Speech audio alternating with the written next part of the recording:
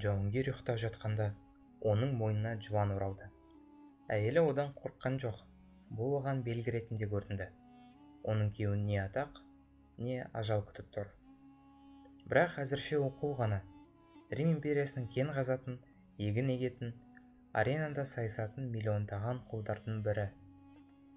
Көшпелі Фракия тайпасының жауынгері кезінде Рим әскерінде қызмет еткен, бірақ кейін қылмыс істеген үшін түрмеге отырған. Оның аты Спартак. Спартакты Капуядағы гладиаторлар мектебіне Батиат атты бапкер алды. Людус, яғни сол мектепте құлдардың өмірі ауыр болды. Қатыгез бапкерлер жаңа келгендерді отпен күйдіруге, кісендеуге, ұрып-соғуға, өлтіруге рұқсат берді. Және олар қожайынның сөздерін бұлжытпай орындауға тиіс болды. Бірақ бұның бәрі Спартактың еңсесін түсірткен жоқ. Біздің заманымыздан бұрын 73 жылы Спартак гладиаторлардың қару-жарағын ұрлап, тағы 73 құлмен бірге қашып кетеді.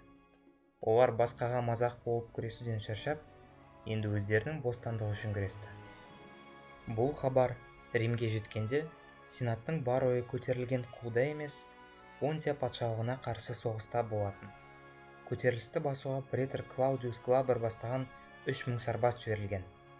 Олар бүлікшілердің тұрағы болған Везувий жанартауына апаратын жалғыз жолды қоршап қойды.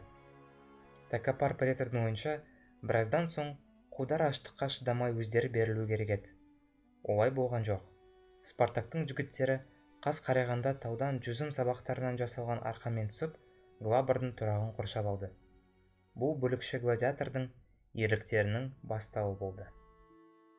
Көтеріліс жайлы хабар тараған сайын, олардың қатары қашқын құлдар, сарбаздар мен кедейлердің есебінен тез толығып отырды. Олар бұрын соңды қолына қару ұстап көрмесе де, Спартактың шебер тактикасының арқасында қуатты әскерге айналды. Енді сенат претор Публий Варини бастаған тағы бір қосын жібереді. Сақшылардың көзіне көрінбес үшін көтерілісшілер легионерлердің мәйіттерін күзетшілерге ұқсатып қойып, өздері қоршаудан шығып кетті. Бірнеше жеңіске жетіп, сарбаздардың арасында олжаны тең бөліп, Спартак өз қатарына жақтастарды қоса берді. Оған қоса ол қару-жарақ алатын ауылдарды да басып алды.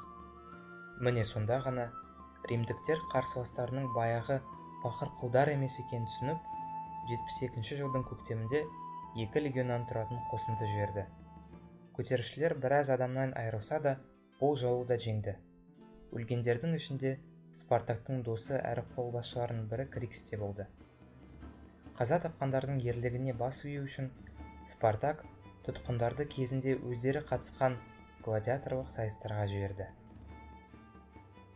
72 жылдың аяғында Спартактың әскері 120 000 адамнан тұрды. Ондай құмырсқадай қаптаған қолды басқару оңай болған жоқ. Солтүстікте Альпіден өтетін жол ашық болған. Спартак жақтастарына еркіндік әперу үшін оларды сол империя билігі тарамайтын жерлерге әкеткісі келді. Бірақ оның әскері өзіне бағынбай кетті. Көтерілісшілер оңтүстікке қарай аунап, өздерінің еркіндік алуға соңғы мүмкіндігін қолдан жіберіп алды. Осы кезде бас көтерген құлдарды басуға Римнің ең бай азаматы Марк Лициний Крас кіріседі. Ол Спартакқа қарсы жаңа 8 легион жіберді. Олар бүлікшілерді Италия түбегінің оңтүстігінде қоршап алды. Қайықпен қашпақшы болып, қарақшылардың опасыздығынан сәтсіздікке ұшыраған ереуілшілер үмітсіздіктен қоршаудан шығуға тырысқанмен бәрі бекер болды. Ол аз болғандай, Понтиядан тағы бірнеше легион көтерілісті басуға келеді.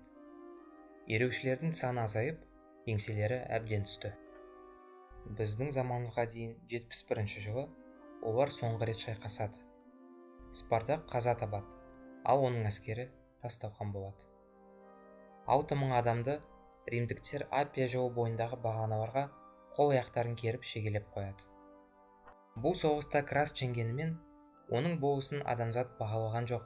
Керісінше, әлемнің ең құдіретті мемлекетін дірілдетіп кеткен құл Спартактың аты мыңдаған жылдар өтіп, әлі күнге дейін еркіндік пен ерліктің символы болып келеді.